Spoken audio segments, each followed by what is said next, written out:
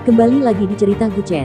Buat yang suka cerita ini silahkan like dan share, buat yang belum subscribe, mau kapan subscribe-nya?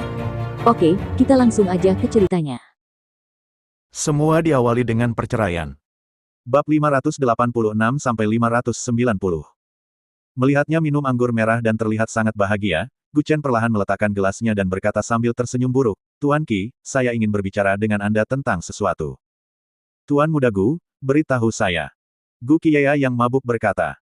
"Lihat, bisnis bahan obat kami kini telah berkembang ke seluruh Jiangsu. Jika kami ingin berkembang lagi, kami membutuhkan bantuan Anda, Tuan Qi. Anda menandatangani dokumen bea cukai, dan saya akan dapat mencakup seluruh provinsi segera." Gu Chen menatapnya sambil tersenyum dan berkata, dan beberapa orang lainnya juga tercengang. "Mengapa kita membicarakan bisnis sambil makan?" Meskipun membicarakan bisnis di meja anggur adalah hal yang lumrah, beberapa orang tidak terlalu menyukai model ini. Pada saat ini, hati semua orang berdebar kencang, karena takut Tuan Gu Qi akan marah. Kecuali Gu Chen, yang tidak takut padanya, mungkin tidak ada orang di sini yang tidak takut pada Gu Qiye. Jika seseorang bisa mencapai titik ini, dia juga orang yang sangat cakap. Itu saja. Baiklah, aku akan memberimu dokumen bea cukai ketika aku kembali. Gu Qiye menatapnya dengan mabuk dan berkata, "Tidak. Kamu bisa menandatanganinya sekarang." Gu Chen menjentikkan jarinya, dan Qiu Yue datang dengan sebuah folder, "Saya sudah menyiapkan semuanya. Tuan Qi hanya perlu menandatanganinya. Ini sangat bertujuan." Tuan Gu Qi juga tertegun sejenak, dan melihat kontrak dengan wajah merah. "Itu adalah dokumen bea cukai yang serius. Oke, saya akan menandatanganinya. Ini semua masalah sepele. Saya pasti akan mendukung kepentingan Tuan Gu." Setelah itu saja. Dia mengeluarkan pena dari tasnya dan menandatangani namanya di atasnya. "Tanda tangani namamu." Gu Chen mengingatkan di telinganya. Dia tertegun sejenak, mengangguk dan berkata sambil tersenyum, "Jangan khawatir, Tuan Gu, saya masih bisa minum." Setelah itu, dia menandatangani namanya di tempat pembayaran dilakukan. Setelah penandatanganan, Gu Chen menyerahkan kontrak kepada Qiu Yue dengan pikiran jernih, "Saya serahkan sisanya kepada Anda. Jangan khawatir. Saya akan segera mulai mencari agen di seluruh provinsi untuk mengembangkan bisnis. Tapi, apakah kita bisa mengimbangi pasokan bahan obat adalah sebuah pertanyaan." Qiu Yue juga berkata sedikit malu. Dia telah memberitahu Gu Chen sebelumnya bahwa jika dia ingin membuat bisnisnya lebih besar dan kuat, dia harus terlebih dahulu mengembangkan bisnisnya di luar Jiangsu. Sekarang distrik dan kabupaten di dekat Jiangsu telah sepenuhnya berkembang, dan banyak dari luar provinsi juga telah berkembang. Namun, masih banyak ruang untuk pengembangan di seluruh ibu kota provinsi, tetapi jika Anda ingin memperluas bisnis Anda keluar Jiangsu atau ke ibu kota provinsi, Anda harus mendapatkan dokumen bea cukai Gu Qiye. Tanpa dokumen bea cukai, bisnis tersebut tidak akan bisa memasuki kota Sichuan. Qiu Yue baru saja membicarakan hal ini dengan Gu Chen sebelumnya, tetapi hari ini dia mendapatkan dokumen tersebut. Dia berdiri dan meluruskan kerah bajunya, wajahnya tidak berubah dan jantungnya tidak berdetak. Dia minum begitu banyak minuman keras, tapi dia masih berpikiran jernih. Hal ini membuat semua orang diam-diam kagum. Pantas saja dia terus meminta semua orang untuk menghormati guru Qi sebelumnya. Jiang Tianhe juga diam-diam mengacungkan jempolnya. Dia mungkin satu-satunya yang bisa membuat rencana melawan guru Gu Qi pada kesempatan seperti itu. Jika itu orang lain, saya tidak tahu berapa kali dia akan mati. Jangan khawatir tentang pasokan bahan obatnya, itu masih cukup. Saat ini, dia telah mengambil alih 2 gunung di sisi desa Tiancheng, dan basis bahan obat telah segera dibangun. Sekarang bisnis dapat bertahan untuk sementara hanya dengan mengandalkan basis bahan obat keluarga Ye Basis. Dan bahan obat juga akan dapat dibangun pada saat itu. Barang sudah terkirim dan jalan harus diperbaiki. Setiap langkah yang diambil Gu Chen membuka jalan untuk masa depan. Terkadang Anda mungkin merasa bahwa tindakannya agak kontradiktif, dengan palu di satu sisi dan tongkat di sisi lain melakukan sesuatu dengan cara yang kacau. Anda mungkin menganggapnya membingungkan, tetapi begitu Anda mengetahuinya, Anda akan kagum dengan betapa kuatnya kemampuan tata letak orang ini. Tidak masalah. Saya hanya membantu mengambil alih pelanggan.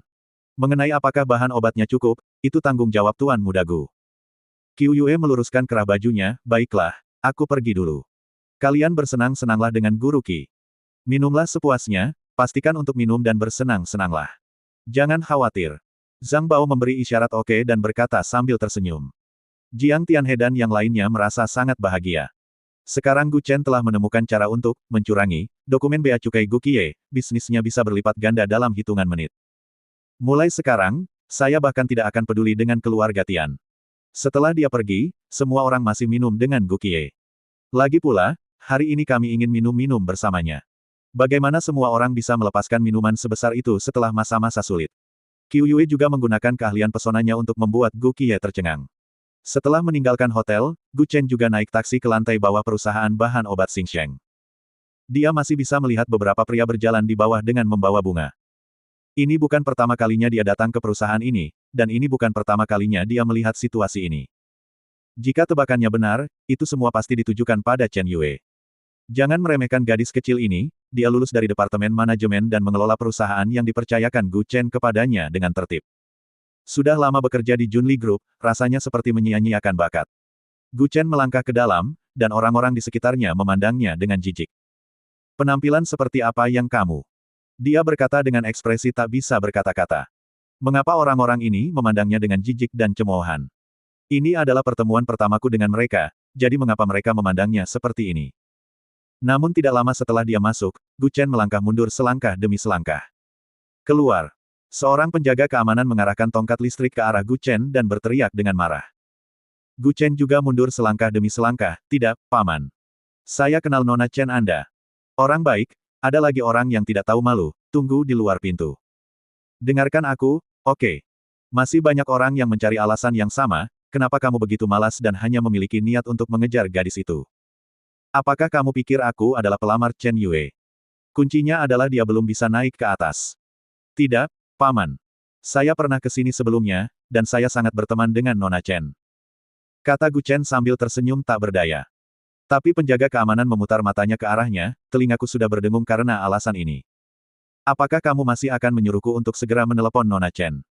Telepon saja dia, aku akan menunggu. Ini menghalangi apa yang akan dikatakan Gu Chen nanti. Dia benar-benar ingin menelepon Chen Yue. Orang-orang di luar pintu juga mulai bercanda. Saudaraku, rutinitasmu terlalu vulgar. Bisakah kamu menyampaikan dialogmu dengan benar lain kali? Ini lelucon lama. Dikatakan bahwa dia sudah bernilai puluhan juta. Nilai pasar perusahaan ini telah meningkat lebih dari 10 kali lipat di bawah manajemennya. Benarkah? Saya tidak tahu kebajikan macam apa yang telah saya kumpulkan dalam diri saya kehidupan sebelumnya untuk memiliki istri yang begitu kuat. Sepertinya aku membiarkan seorang wanita kaya merawatku dan memberiku makanan lembut. Seorang gadis seperti Nona Chen, yang kaya, cantik, dan positif, hanyalah kekasihku mimpiku. Sayang sekali. Gu Chen tertegun sejenak, memegang tangannya dan menatap orang-orang ini dan tidak bisa menahan senyum, sayang sekali. Sayang sekali Nona Chen sudah punya kekasih. Hei! Pria berkacamata itu menghela nafas dan menggelengkan kepalanya. Dia sudah memiliki seseorang yang dia sukai. Kenapa kamu masih di sini menunggunya setiap hari? Gu Chen bertanya dengan ekspresi bingung di wajahnya. Biasanya, Anda harus berhenti ketika menghadapi kesulitan. Meskipun Anda gigih, Anda hanya akan bertahan untuk sementara waktu, tetapi setelah itu, Anda mungkin akan merasa bosan. Ketika seorang gadis memiliki seseorang yang dia sukai, sikapnya akan lebih tegas daripada sikap seorang laki-laki. Jika seseorang mengabaikanmu, lama-kelamaan kamu akan kehilangan minat, kan? Seperti kata pepatah, jika laki-laki tidak menyukai perempuan, selama Anda bersikeras, konsekuensinya akan segera datang. Tapi jika perempuan tidak menyukai laki-laki, ada konsekuensinya jika Anda mengejarnya sampai mati. Cewek terus mengejarmu. Itu namanya bertahan dalam cinta sampai mati. Cowok mengejarmu, jika tidak dilepaskan, ia disebut anjing yang menjilati dan akan mati parah. Pria berkuncir kuda berkata sambil tersenyum kejam, pria yang disukai Nona Chen agak istimewa, jadi pada dasarnya kami tidak khawatir. Istimewa. Tentu saja dia istimewa. Dikatakan bahwa dia adalah pria termuda di kota Jiangsu. Untuk seorang pria yang sangat kaya di usia muda, bahkan keluarga besar seperti keluarga Jiang dan keluarga Jiang sangat menyanjungnya. Dia memiliki standar yang tinggi meskipun Nona Chen kami juga sangat baik, di mata dari orang-orang seperti itu, dia masih terlalu umum, jadi tentu saja kita tidak perlu khawatir. Pria lain dengan rambut pendek juga tersenyum jahat, jadi selama kita bekerja keras untuk mengejarnya, Nona Chen akan selalu menjadi milik satu dari kita, jadi semua orang bisa melakukannya sesuai dengan kemampuannya. Orang yang dia sukai sangat baik. Orang-orang ini memandang Gu Chen dari atas ke bawah dengan ekspresi seperti sedang melihat alien. Saudaraku, kamu berasal dari planet asing. Kamu bahkan tidak tahu siapa yang disukai Nona Chen, tapi kamu berani mengejarnya. Pria yang disukai wanita muda itu dikatakan sebagai pemuda nomor 1 di Jiangsu. Tuan Jiang dan Tuan Jiang itu tidak layak disebutkan di depannya. Dikatakan bahwa dia memiliki penampilan yang tampan, pendidikan di luar negeri, dan kemampuan yang luar biasa. Pria seperti itu sungguh hebat. Nona Chen kami menyukainya, itu normal. Gu Chen juga sedikit malu dengan apa yang dikatakan orang-orang ini dan tersenyum canggung. Dia tidak sehebat yang kamu katakan. Faktanya, dia hanyalah manusia biasa. Manusia biasa. Saudaraku, sebaiknya perbaiki dirimu dulu. Lihat apa yang kamu kenakan. Pakaianmu dari pedagang kaki lima, kan? Harganya hanya 50 yuan, kan? Bisakah Anda memilah pakaian Anda terlebih dahulu? Sebagai pelamar Nona Chen, bisakah kamu mendapatkan gambaran dan kualitasnya? Pria berkacamata memandangnya dengan jijik dan berkata, sejujurnya, pakaian Gu Chen tidak terlihat rendah, hanya lebih kasual dan santai, tidak seperti mereka, semuanya memakai jas, dasi, dan sepatu kulit. Mereka yang mengetahuinya mengejar Chen Yue, tetapi mereka yang tidak mengetahuinya mengira orang-orang yang mengantri itu untuk wawancara. Sebenarnya, dia tidak suka pria yang berpakaian terlalu formal. Mungkin dia suka pria sepertiku yang berpakaian santai. Gu Chen merentangkan tangannya dan terkekeh. Semua orang saling memandang, dan langsung tertawa. Tawa ini sangat mengejek dan kasar. Hahaha, kamu lucu sekali. Apakah Nona Chen akan jatuh cinta pada orang sepertimu? Lihat dirimu, kamu acak-acakan dan berpakaian tidak pantas. Jangankan Nona Chen, tidak ada wanita di jalan yang akan tertarik padamu. Saudaraku, aku benar-benar tidak ingin memukulmu lagi. Apakah kamu seorang pelamar? Tanpa sebuket bunga pun, apakah pria pelit sepertimu layak mengejar seorang wanita? Orang baik, apa yang kamu katakan itu tanpa ampun. Gu Chen hanya tersenyum tak berdaya dan tidak berkata apa-apa. Kenapa dia diejek sekali jika dia melakukannya? Terakhir kali dia datang, itu adalah penjaga keamanan lain. Dia mungkin mengundurkan diri. Penjaga keamanan ini baru saja tiba, jadi dia pasti belum pernah melihat Gu Chen. Sekarang waktunya istirahat kerja, kenapa dia belum juga turun? Gu Chen melihat waktu di teleponnya dan berkata dengan ragu. Ini sudah jam 1 siang, apalagi istilah kerja. Biasanya kamu harus berhenti kerja, tapi Chen Yue belum turun. Dia pasti belum turun, kalau tidak kelompok orang ini tidak akan menunggu di sini. Hei, Yue kecil pasti masih bekerja lembur. Dia bekerja sangat keras untuk memiliki rumah sendiri di Jiangsu bersamaku. Aku ingin melindungi wanita seperti itu selama sisa hidupku. Pria berkacamata itu tampak centil secara narsis. Gu Chen merasa sedikit mual saat mendengarkan dari pinggir. Dulu dia mengira dia tidak tahu malu, tapi sekarang sepertinya dia masih tidak tahu malu. Apakah kamu memanggil Yue kecil? Istriku bekerja sangat keras karena dia tidak ingin aku bekerja terlalu keras. Apakah kamu mengerti? Melihat orang-orang ini hampir bertengkar karena hal ini, Gu Chen juga berdebat tanpa berkata-kata, mengapa kamu tidak meneleponnya dan bertanya padanya daripada menunggu di sini. Kata-katanya langsung meredakan amarah beberapa orang. Pria bodoh, kami perlu mengetahui nomor telepon Nona Chen. Kami sudah lama mencari nomor teleponnya. Kami semua menyuap kepada penjaga keamanan. Bodoh sekali. Apakah menurut Anda ada orang yang bisa mengetahui nomor teleponnya? Pria itu berkata dengan marah. Gu Chen menggelengkan kepalanya tercengang, mengeluarkan ponselnya dan memutar nomor Chen Yue, kalau begitu aku akan meneleponnya. Berpura-pura. Teruslah berpura-pura, siapa tahu kamu menelepon hanya berpura-pura. Aku memandang rendah orang sepertimu yang tidak punya kemampuan tapi masih suka pamer. Pria berjas di sebelahnya meludah. Saat ini di ruang konferensi perusahaan Xingsheng. Chen Yue memanfaatkan waktu istirahat makan siangnya untuk mengadakan pertemuan darurat. Semua staf manajemen tidak mendapat istirahat makan siang, dan mereka bahkan tidak punya waktu untuk makan, jadi mereka semua dibawa masuk untuk berdiskusi. Selama periode ini, pesanan semakin banyak. Bagaimana mengalihkan pesanan kecil itu satu persatu, dan membagi kebutuhan pelanggan yang berbeda ke dalam tingkat yang berbeda, dan menggunakan permintaan bulanan mereka sebagai standar untuk merumuskan tingkat pelanggan. Semakin tinggi levelnya, Anda dapat memilih tingkat bahan obat yang berbeda. Metode klasifikasi yang digunakan oleh Chen Yue dapat secara efektif dan cepat membedakan mana pelanggan penting dan mana yang merupakan investor retail. Permintaan investor retail tidak besar, bahkan jika mereka menginginkannya kadang-kadang. Bahan obat yang berharga dapat dibeli dari apotek. Saat ini, skala pasar bahan obat semakin besar, mencakup seluruh kabupaten dan kabupaten di sekitarnya. Diperlukan banyak upaya untuk mengklasifikasikan setiap pelanggan secara akurat. Saat dia menjelaskan pemikirannya kepada manajemen di bawah, ponsel di atas meja berdering. Dia mengambilnya dengan tidak sabar dan melihatnya, dan ekspresi serius di wajahnya segera menghilang. Rapat sudah selesai. Semua orang selesai bekerja dan akan makan. Ekspresi serius di wajah Chen Yue menghilang seketika, dan berubah menjadi nada yang lebih ceria. Semua orang tercengang. Teman-teman, Kita baru setengah jalan membuat catatan, dan rapat berakhir ketika ada panggilan telepon. Anda harus tahu bahwa Chen Yue selalu sangat ketat dalam mengelolanya, dan dia adalah pekerja keras yang dapat bekerja tanpa henti tanpa makan. Jangankan panggilan telepon, bahkan jika bom jatuh dari langit, dia harus bersikeras untuk menyelesaikan rencananya. Namun kali ini ternyata sangat istimewa. Semua orang mengagumi gaya manajemen Chen Yue, karena dalam waktu singkat, dia harus menerima posisi bos perusahaan bahan obat Xingsheng yang bangkrut, tiba-tiba menjadi penuh vitalitas. Dari era meminta pelanggan untuk membeli lebih banyak bahan obat untuk pesanan kecil setiap hari, perusahaan ini telah melompat langsung ke era pelanggan yang mengejar perusahaan untuk memesan tetapi tetap saja tidak dapat melakukan pemesanan. Rentangnya terlalu besar, performanya terlalu luar biasa, dan obrolan di sekitar Anda lambat laun berubah menjadi suara pujian, jadi terkadang jangan salahkan orang di sekitar Anda karena selalu membicarakan diri sendiri tidak cukup baik. Ketika prestasi Anda memukau mereka semua, tidak akan ada komentar lagi. Dia awalnya belajar ekonomi dan manajemen, tetapi terpaksa mengikuti ujian sertifikat akuntansi karena tekanan hidup. Uang dan manajemen adalah kekuatan Chen Yue. Justru karena dia memiliki pendekatan uniknya sendiri terhadap manajemen, banyak pemimpin tim di tim manajemen di bawah ini akan memegang buku catatan kecil untuk mencatat setiap kata yang dia ucapkan selama rapat. Sekarang ketika dia hendak menjelaskan cara mengalihkan pelanggan, sebuah panggilan telepon mengakhiri pertemuan. Rapat adalah sesuatu yang enggan dilakukan oleh banyak orang, namun dia mampu melakukannya sehingga orang-orang tetap menginginkan lebih setelah mendengarkannya. Kita harus mengakui bahwa dia adalah pemimpin yang sangat baik. Dia segera kembali ke kantornya dengan ponselnya, mengunci pintu dan menjawab panggilan dengan penuh semangat. Saudaraku Gu, kamu akhirnya mengingatku. Kenapa kamu tidak datang menemuiku selama ini?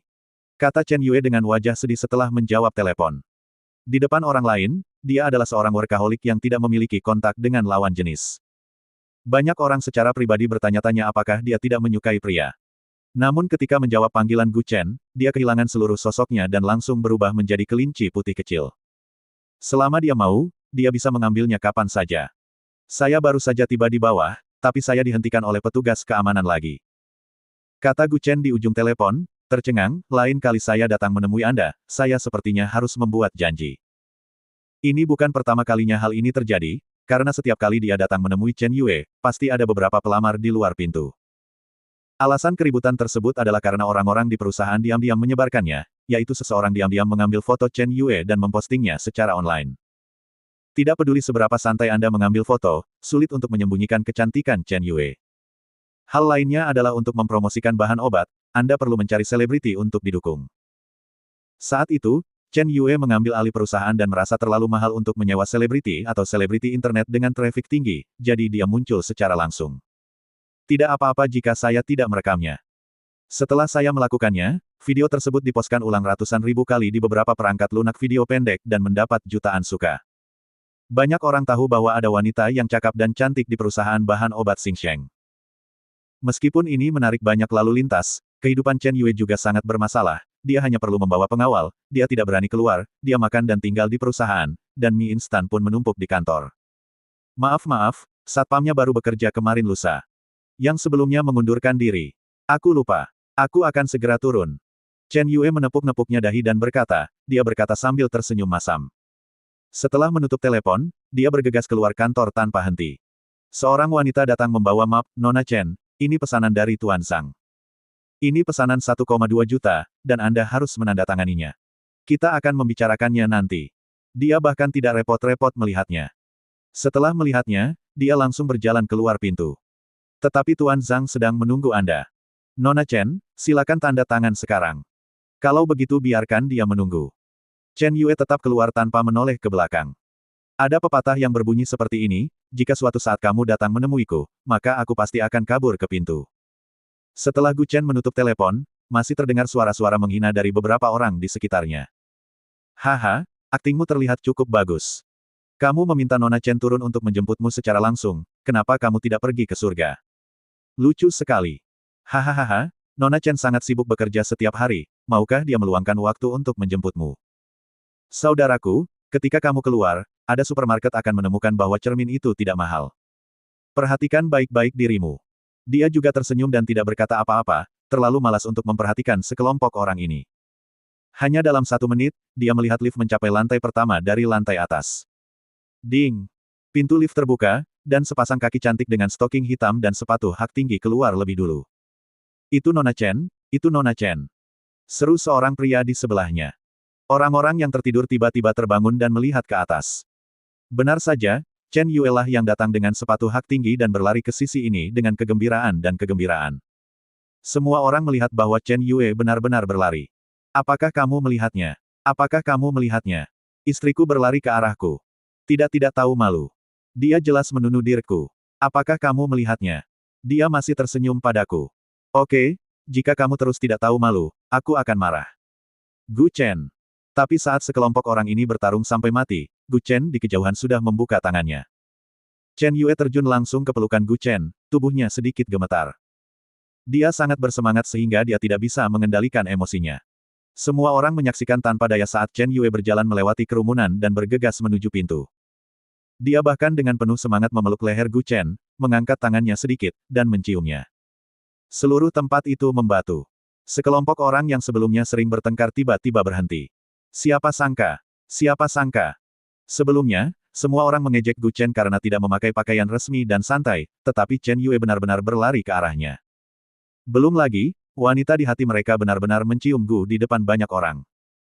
Dan melihat orang-orang seperti itu, Gu Chen sedikit enggan. Oh, ada begitu banyak orang di sini. Tenang. Dia mendorong Chen Yue menjauh dan tersenyum tak berdaya. Tapi Chen Yue cemberut dan menghentakkan kakinya dengan cemas. Oh, kakak Gu, kamu lihat aku baik-baik saja akhir-akhir ini, tolong izinkan aku menciummu. Cium saja aku lagi, aku belum merasakan apapun sekarang. Oke, untuk ciuman rahasia saja. Kembalilah. Kata Gu Chen dengan enggan. Ada begitu banyak penonton yang ingin melangkah maju dan menghajar orang ini sampai mati. Dia adalah tipikal perwakilan sastra Versailles. Berapa banyak dari mereka yang harus berusaha keras untuk mengucapkan dua kata saja kepada Chen Yue Duo. Dan mereka bahkan tidak berpikir untuk berciuman. Tapi Chen Yue sebenarnya meminta ciuman dan ditolak. Saat ini, sudah ada ratusan juta kuda rumput dan lumpur yang berlari kencang di hati setiap orang. Terkadang kenyataannya seperti ini, orang atau hal yang kamu inginkan tetapi tidak bisa kamu dapatkan dalam mimpimu, bisa kamu temukan di tempat orang lain. Anda bisa mendapatkannya. Aku terlalu sibuk selama ini, maaf. Aku lupa datang menemuimu. Gu Chen menyentuh kepalanya dan berkata sambil tersenyum pahit. Chen Yue menggelengkan kepalanya sedikit, tidak apa-apa. Tapi kakak Gu, apakah kamu membawakanku hadiah? Hadiah. Dia mengeluarkan gelang yang sangat indah yang terbuat dari rumput dan rotan dari sakunya. Dia membelinya ketika dia pergi ke pasar malam di kota Chaoge bersama Lan Wancheng. Itu tidak mahal, hanya 10 yuan. Dia memikirkannya dan berpikir itu terlalu murah untuk diberikan kepada Chen Yue. Setelah mengeluarkannya dari sakunya, dia hendak mengembalikannya, tapi Chen Yue merampasnya. Wow, gelang yang indah sekali. Dia mengambilnya dan segera memakainya. Gu Chen tersenyum canggung dan berkata, ini terlalu murah. Aku akan memberimu platinum satu lagi. Jauh lebih mahal dari ini. Setelah mengatakan itu, dia bersiap untuk merebutnya kembali. Tapi Chen Yue akan mengembalikannya, dia bergerak dan menyembunyikannya, tidak. Saya ingin ini, saya ingin apa yang Anda simpan di saku Anda. Tapi ini hanya bernilai 10 yuan.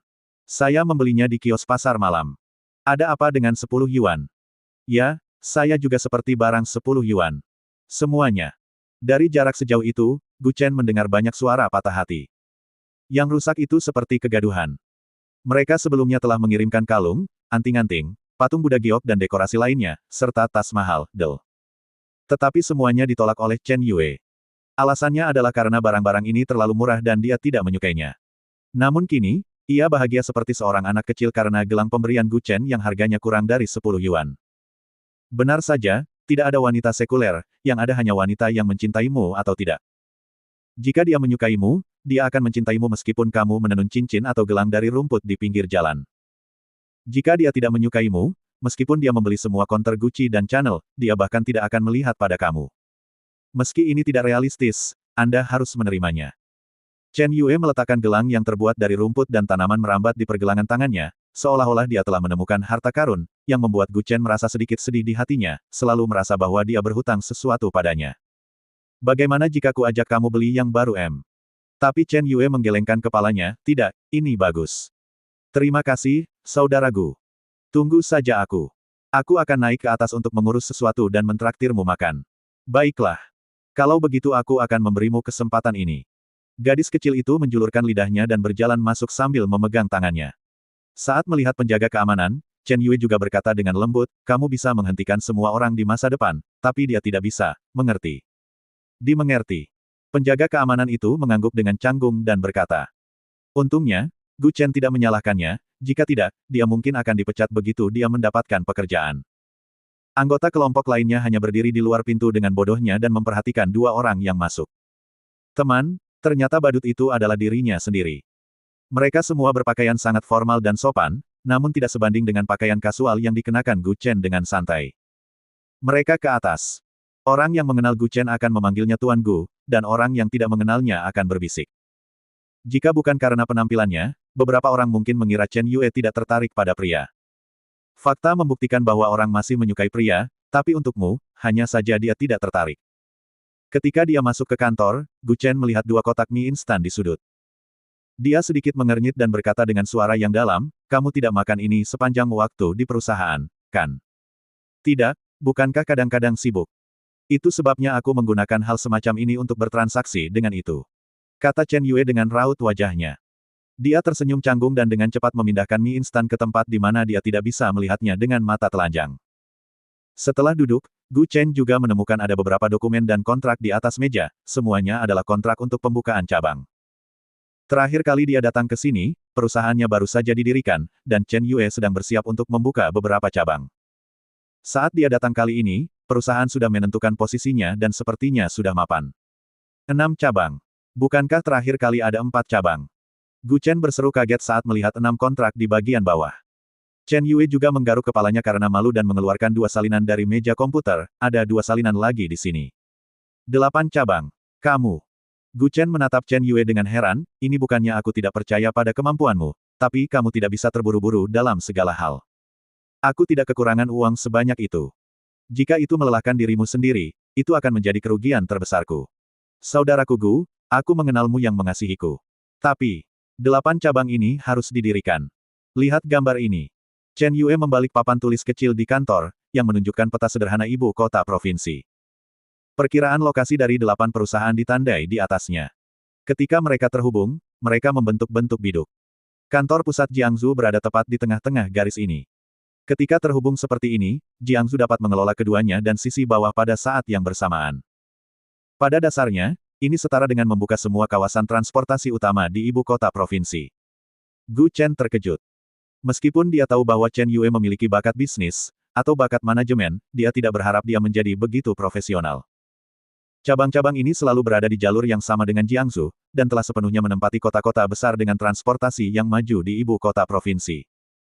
Bisnis bahan obat dapat menyebar ke seluruh provinsi dalam sekejap. Ini adalah sesuatu yang baru dipikirkan Gu Chen baru-baru ini, tetapi Chen Yue telah merencanakannya sejak lama. Luar biasa. Saudara Gu, selama saya menghubungkan semua cabang ini, rantai industri ini tidak akan mudah putus di masa depan. Chen Yue memandangnya dengan gembira dan berkata. Tapi Gu Chen mengambil pena dan menggambar garis horizontal di tengahnya, bagaimana jika ada kekuatan yang memutus rantai industri kita dari tengah dan membuat kita berakhir tanpa mempedulikan satu sama lain. Kita harus segera menduduki provinsi itu. Ketika mereka ingin memutus pasar di kota, mereka akan mendapati bahwa mereka tidak lagi memiliki kekuatan. Bahkan jika mereka diputus, itu hanya akan mempengaruhi perekonomian lokal. Memiliki pengaruh itu, mereka tidak takut orang lain menyebabkan masalah. Lanjut Chen Yue. Dia berbalik dan mendorong papan tulis itu lagi, menggantinya dengan gambar lain. Ini ternyata adalah diagram struktur perusahaan bahan obat Xingsheng dan semua pelanggannya. Tepatnya, ini adalah diagram perusahaan bahan obat Xingsheng dan agen di bawah. Catatannya padat dan padat. Dari agen tingkat pertama hingga agen tingkat ke-7, Chen Yue mencatat semuanya dengan detail dan jelas. Totalnya ada 300 agen. Papan tulisnya ditulis dengan sangat padat sehingga Gu Chen bahkan tidak dapat melihat apa yang tertulis, tetapi Chen Yue dapat dengan akurat mengetahui di agen mana setiap agen itu ditulis. Inilah yang dia tulis, dan hanya dia yang dapat mengenalinya. Dan bentuk kumulatifnya seperti piramida, dengan perusahaan bahan obat Xingsheng berdiri di puncak piramida. Di sisi lain, dapat juga dikatakan bahwa Gu Chen adalah penerima manfaat terbesar dengan berdiri di puncak piramida. Yang lain hanya memakan uang agen tingkat rendah selapis demi selapis. Sampai agen tingkat ke-7 ini berlalu, keuntungan mereka masih ada, tetapi keuntungan mereka sudah sangat sedikit. Tapi untuk keluarga biasa, itu masih banyak uang. Ketika Gu Chen melihat piramida ini, dia hanya bisa menghela nafas sedikit, bagaimana ini bisa terlihat seperti diagram struktural dari perkembangan berkelanjutan bisnis mikro saat itu. Dalam 2 tahun terakhir, bisnis mikro telah populer, dan agen-agen tingkat rendah direkrut pada tingkat yang berbeda-beda. Akibatnya, nanti Anda akan menemukan bahwa semakin rendah tingkat agen, semakin sedikit keuntungan yang didapat. Anda lihat agen dengan level yang lebih tinggi, mereka akan penuh dengan uang. Satu-satunya masalah sekarang juga sangat fatal. Chen Yue tiba-tiba menoleh dan menatapnya dan berkata dengan lembut. Gu Chen tidak bisa menahan senyum bingung, apa masalahnya? Semua produksi bahan obat kita berasal dari keluarga Ye. Kata Chen Yue sambil mendorong papan tulis dan menempelkan label nama keluarga Ye. Di papan tulis tergambar hubungan kepentingan antara keluarga Ye dan perusahaan bahan obat Xingsheng. Saudara Gu, lihat di sini.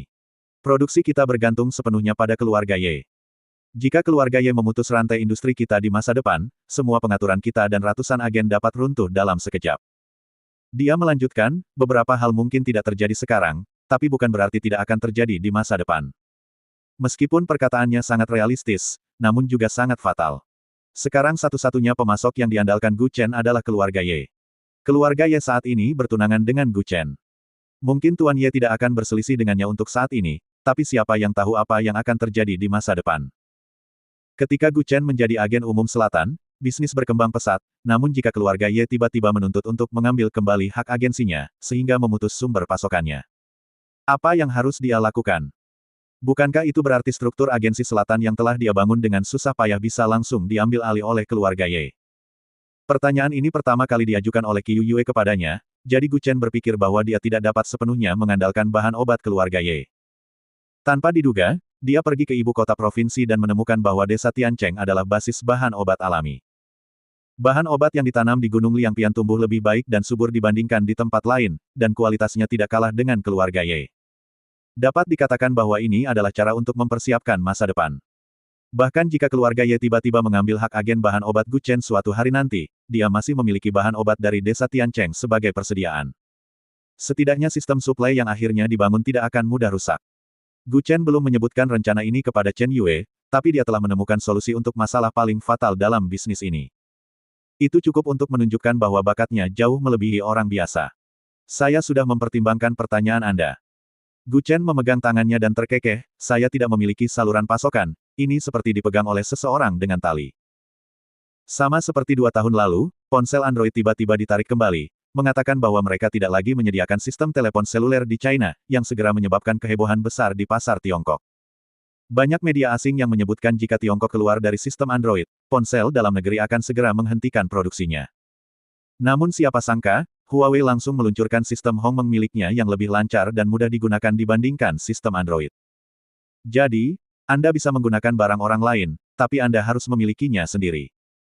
Jika suatu saat mereka tiba-tiba berhenti memberikannya kepada Anda tidak bisa membiarkan industri sebesar itu menganggur. Ternyata kakak Gu sudah memikirkannya, dan aku ingin mengingatkanmu. Tapi, untuk orang pintar sepertimu, wajar jika mempertimbangkan hal ini. Chen Yue menggaruk kepalanya dan menjulurkan lidahnya dan tersenyum, saya agak pintar. Tidak. Jika Anda dapat mempertimbangkan hal ini tanpa saya mengatakan apapun, Anda benar-benar telah membuat banyak kemajuan. Gu Chen memandangnya dan berkata dengan lembut, ayo pergi. Aku akan mengajakmu makan malam. Oke. Setelah dia mengemas kontrak, dia mengikuti Gu Chen keluar. Tepat ketika Gu Chen hendak keluar, dia melihat sudut dokumen di atas meja. Rencana untuk cabang ke-9. Gu Chen memberinya panggung untuk menunjukkan kekuatannya, dan dia juga memberi penghargaan kepada Gu Chen dengan penampilannya yang luar biasa. Ketika dia meninggalkan perusahaan, dia menarik perhatian banyak orang, tetapi yang ada hanya kekaguman di mata mereka, bukan ejekan. Apa alasan untuk mengejek wanita berbakat seperti itu? Gu Chen sudah makan, jadi dia awalnya ingin membawanya bersamanya restoran yang lebih baik untuk makan sesuatu, tapi dia memilih makan di warung pinggir jalan. Dan itu adalah toko Mao Chai di sebelah kota universitas. Mao Chai sama dengan Malatang karena lebih murah daripada mahasiswa di sekitarnya. Dia biasanya ingin lari ke sini. Ketika dia tiba di dekat Universitas Jiangsu, ketika dia ditarik ke restoran oleh Chen Yue, dia melihat sosok yang dikenalnya di pintu masuk universitas. Gadis itu berambut panjang dan masih mengenakan pakaian yang sangat elegan jika muda berjalan ke gerbang universitas. Ada 2 anak laki-laki di sampingnya yang terus-menerus memperhatikan dan meminta bantuan, tetapi gadis itu tampak acuh tak acuh dan khawatir. Guan Xin. Gumamnya pada dirinya sendiri. Bersambung.